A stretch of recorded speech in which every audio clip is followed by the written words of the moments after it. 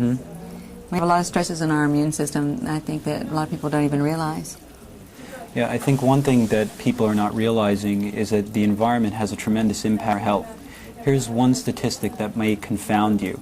There are over 2.7 billion pounds of chemicals and neurotoxic waste dumped into the air, the food, and the water in the United States alone.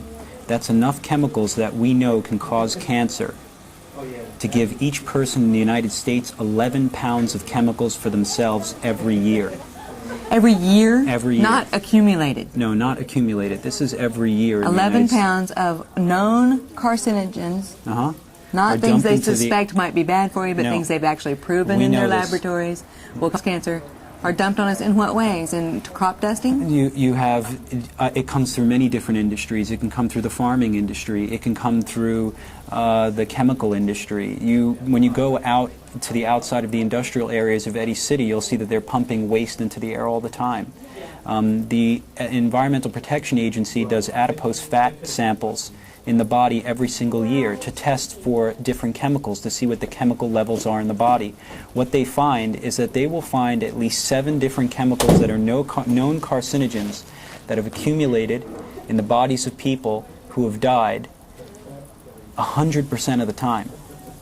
This is not like one shows up, one area not showing up. This is showing up everywhere across the United States. So they're doing autopsies. They're doing autopsies to look for this. You have to remember that everything that we do, eat, breathe, drink, is all being made with some kind of chemical or chemical byproduct. This is very important now for people in this country. There are new departments of medicine that are opening up in even Western circles called environmental medicine departments. Even regular medical doctors are beginning to believe that there is a possibility that the things that we're putting in our environment could be causing many chronic illnesses in the United States. What are the odds?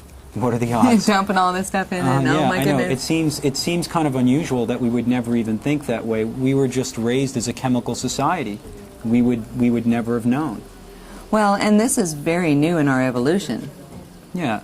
I mean, if you think about it, in the last 150 years, this is when the chemicals started. Now we're seeing, and here's a good statistics to look at.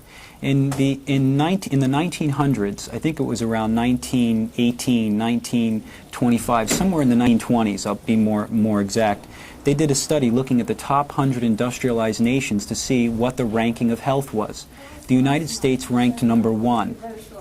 In the year 2000, when they repeated that study of the top 100 industrialized nations, the United States American citizens ranked number 100.